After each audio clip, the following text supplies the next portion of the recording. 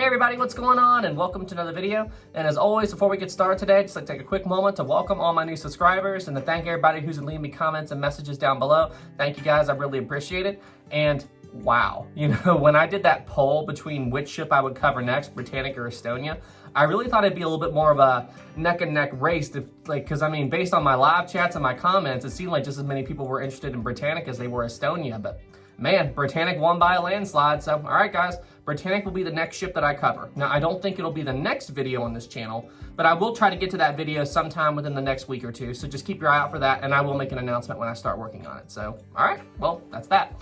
Okay, and as always, please, if you're new here, please subscribe to my channel. And if you haven't already, please give my video a like. Thanks, guys. It really, really helps out a lot. And if you would like to take an extra step to help the Historic Travels channel grow a little bit more, I did set up a Patreon. There is a link for that in the description below as well.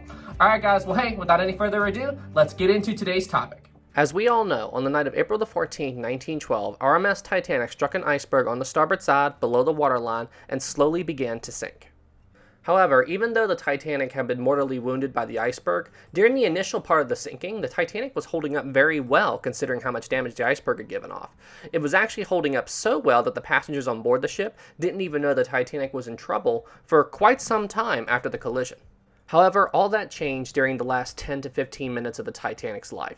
You see, at this point, the ship was beginning to rapidly drop in the water, and all order that was on board the ship was beginning to break down as people were scrambling to try to find a way to save themselves.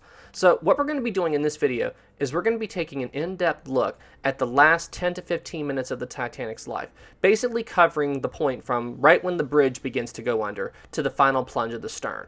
We're going to be taking an in-depth look at this timeline of events, talking about some of the incredible survival stories, as well as covering what the ship was doing in these final minutes of the Titanic's life. Now, one thing that I do want to point out here, each event that I talk about in this timeline, I'm not going to go into super detail about, just simply because I don't have time. If I try to explain in depth every single event that is happening over this 10-15 minute period, because a lot does happen, then this video would be an hour and a half long, and we don't have time for that. Most of my other videos cover in depth these series of events in more detail if you want to learn more about them. So I'm going to proceed with this video under the pretense that you already know most of what I'm talking about. I'm just putting all the events together in one timeline. Okay, so now that we've got that out of the way, let's begin the video. It is around 2:10 a.m. on board the RMS Titanic. All of the Titanic's major lifeboats have been launched, and 2 out of the 4 of the Titanic's collapsible lifeboats have also been launched, with only the collapsible lifeboats A and B still remaining on board the Titanic. At this point, the Titanic's officers and some of the passengers are hard at work trying to get these last 2 lifeboats prepped and ready to be launched.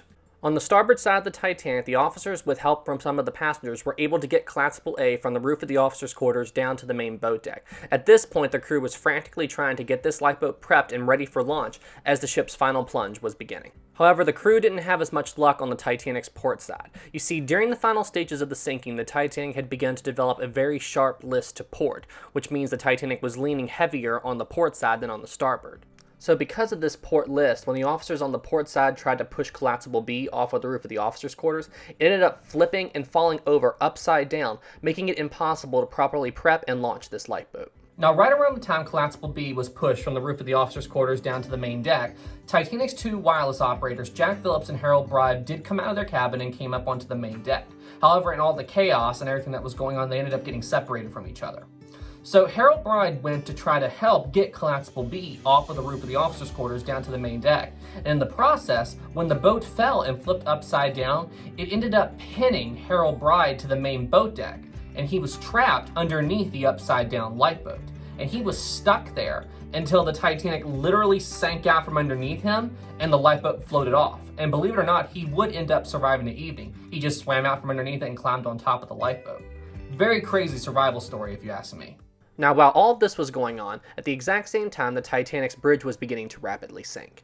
And this is also the point where the last known position of Titanic's designer, Thomas Andrews, and Titanic's captain, Captain Smith, were reported. Thomas Andrews and Captain Smith were last seen on one of Titanic's bridge wings, and it was overheard that either Smith or Andrews were communicating with each other, and one of them said, "There's no use in waiting any longer, she's going, it's time to go."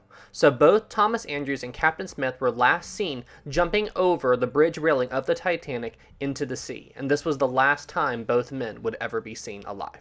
Once the Titanic's bridge went underwater, the sinking only began to accelerate even further because most of the ship is already gone at this point. So, collapsible B on the Titanic's port side, where it was just flipped upside down and just sitting on the deck, it began to float away on its own, and the people surrounding this lifeboat just began to climb on top of it and try to escape the ship that way. However, on the Titanic's starboard side, collapsible A, you see, due to the list the Titanic had to port, that side was a little bit higher out of the water than on the port side. So basically what that meant was the officers on the starboard side thought they had more time to prep and launch this lifeboat, so they were basically surprised by the rapid sinking. So they had begun to try to prep this lifeboat and try to launch it over the side of the ship, just like all the other lifeboats. So because of that, this lifeboat was actually tied to the ship, and it was getting fully loaded with people. So that meant as the Titanic began to rapidly sink and drop, this lifeboat ran the risk now of being dragged underwater with the ship, taking the people who were on board the ship, on board the lifeboat, with them. Now, due to the quick actions of the ship's officers and with the help of some of the passengers, they were able to cut collapsible A free from the Titanic and get it buoyant again. However, when they did, the lifeboat had been dragged so far underwater that it semi-flipped when it suddenly shot up and became buoyant, throwing its occupants into the sea. But this lifeboat was free now, and it was slowly escaping the doomed ship. Now, while all this drama was going on with the last two lifeboats still on the Titanic, this would have also been the time that the band was playing Near My God to Thee, and they would be concluding very shortly. For you see, the water was now reaching the base of Titanic's first funnel, and we all know what that means. The first funnel is about to collapse. So at this point, the ship's sinking, which is already going fast, but when the first funnel falls, it creates another massive opening within the ship. So that means that the Titanic sinking is only going to accelerate, and things are only going to get more chaotic from this point forward. And not only that, but when the Titanic's first funnel came down, it ended up missing collapsible B, the overturned lifeboat, by just mere inches. And the wave created by the first funnel hitting the water pushed collapsible A and B away from the doomed ship. However, now the Titanic was sinking even faster, and the grand staircase dome, which is housed in between the first and second funnel, was also now about to submerge. Archibald Gracie was on board the Titanic that night, and he was standing in between the first and second funnel. And he said after the first funnel went down, a giant wave came over the ship, so he grabbed onto a ship's railing to keep from being washed overboard. But what he didn't realize was this wasn't a wave, this was the ship making a giant plunge. So he's hanging onto this railing under the water, and he's essentially standing on top of the grand staircase dome. And he said that he felt this huge suction pulling him down after where he was submerged. So what that means, Archibald Gracie is probably the only living witness that can testify that the grand staircase dome imploded and flooded like we see in the James Cameron movie. His position on the wreck, and due to the fact that he felt a massive suction, is a very strong possibility that the grand staircase dome flooded in the manner we see in the James Cameron film. When the grand staircase dome imploded and flooded, the Titanic's bow was completely underwater at this point, and water was now reaching the base of the second funnel. Now, Jack Thayer, another Titanic survivor, said that when the second funnel began to fall, he saw it erupt in a shower of sparks and fire and then fall over. So that means that there was some kind of a small detonation, so to speak, when the second funnel began to fall. Now, whether or not that contributed to the falling of the second funnel, what exactly caused that spark ignition, we'll never know. I've heard theories it could have been a boiler inside the ship. I've heard theories it could be coal dust igniting. We'll never know. Now, once the second funnel began to fall, the Titanic's stern, which was now for a good chunk of the sinking, staying relatively low in the water, and she was still very low considering how much of the ship was already underwater. At this point, the stern was beginning to rapidly climb up out of the water. And the reason she didn't climb up so quickly as in climb earlier was due to the fact that the center of mass of the ship was around where the giant engines are inside the ship, located behind the third funnel. These engines were so heavy, and they were also acting as a counterbalance, so to speak, keeping the stern relatively level in the water, even with the complete loss of buoyancy in the Titanic's bow section.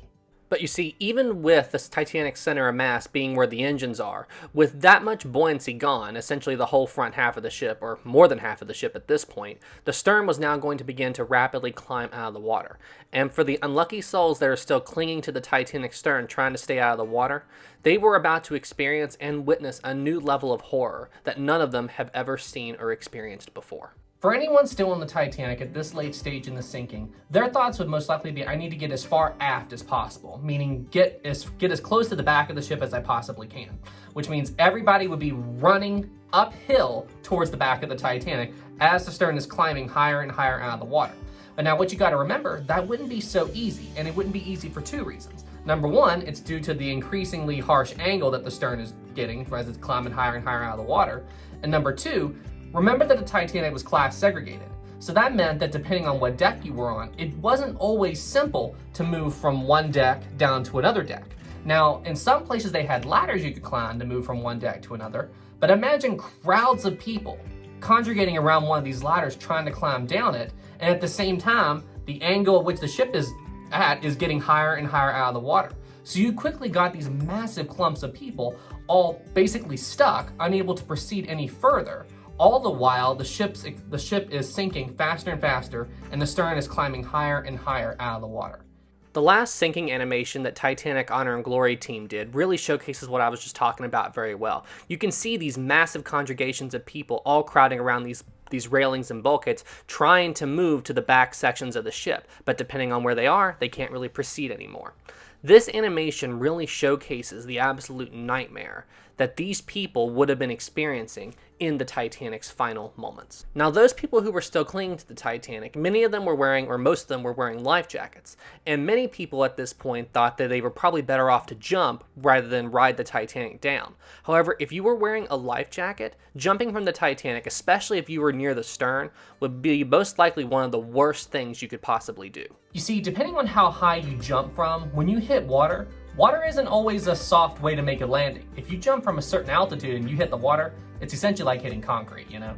Water doesn't always make a soft landing. And it's worse if you're wearing a life jacket, because you see, life jackets don't want to go underwater. They want to stay above water.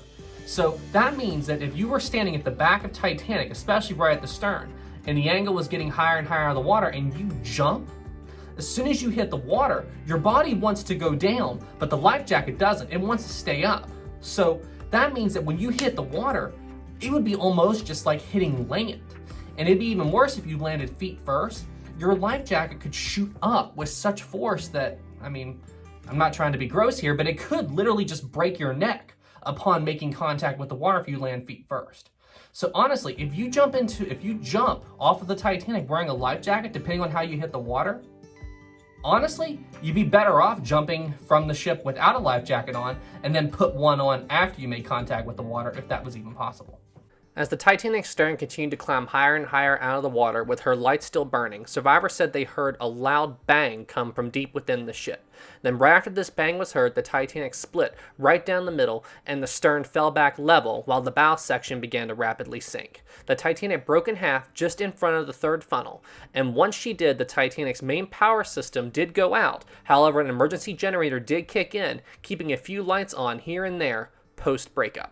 Now, this is where the story of the Titanic's final plunge gets a little funny. You see, there's a lot of debate in the Titanic community as to what exactly the stern did in the Titanic's final moments. Most people nowadays don't believe that it went completely vertical like we see in the James Cameron movie, where it just kind of went completely upright and just kind of bobbed there like a cork for a little while. You see, what I think happened, and this is just a guess based on testimony and what I've read in my own research, I think the Titanic broke up just like we see in that animation. I think the stern went back level, and I think the emergency lights stayed on.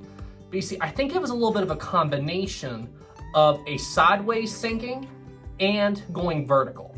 So what I think happened was the Titanic broke in half, and then the stern settled back, and then as her final plunge began, I think she rolled over onto her side. And you see, there was another survivor named Charles Yaukin, and he testified that he actually climbed over a railing and was walking on the hull of the ship during the final plunge. So I think the ship rolled over onto its side, and then right before the stern disappeared, the Titanic panned upward, went vertical, and then went down. That's my theory based on what I've read and testimony and everything. I think that that is most likely what happened during Titanic's final moments. I'm going to try to recreate what I think happened in Titanic's final moments using two different animations by Titanic Honor and Glory. So I think it's possible that the stern went sideways, just like we see here in this clip. However, I think the final plunge is more accurate with their original sinking animation from 2016. I think this showcases the stern going vertical a little bit more accurately, and this is closer to my opinion, based on survivor testimony, what the Titanic did in its final moments. Now you see, during the Titanic's final plunge, this is about the time that most people think that the emergency lights on the ship finally went out. So think about that for a minute. The power on the Titanic stayed on until right up to the point that the stern was about to dip beneath the surface. That is unbelievable to me, and even now that I've studied it for so long, I still don't completely understand how that happened. I understand how steam works and everything, but I just think it's incredible that the emergency lights on the ship stayed on as long as they did. And then, yeah, the stern went vertical, and then she just slowly, at this point, slipped beneath the surface. And anybody who was still on board the Titanic at this point was sent into the freezing cold Atlantic Sea. 1,500 people went into the sea when Titanic sank out from underneath them. Anyway guys, that's it for this video. Thank you all so much for watching, and I know I didn't cover everything that happened in the final 10 minutes or so of the Titanic's life, but if I did, I would go insane. I already had to cut a lot of content just because this video was getting to be so long and I was trying to keep it as short as possible. I could make a 2-hour film covering every single detail of events that happened in the last 10 to 15 minutes of the Titanic's life. But I hope this gave you a pretty good general overview of the final series of events that happened on this ship that we all know and love. Alright guys, well hey, thank you so much for watching, and if you're new here, please subscribe to my channel, and also if you wouldn't care, please give my video a like. Thank you guys, I really appreciate it, and it really helps out a lot. And any video ideas or anything y'all want to say down below in the comments section, any thoughts on this video, please let me know down below. I love reading the comments. Okay guys, well hey, thank you all so much for watching. I will see you in the next one, and be safe out there. Have a good day.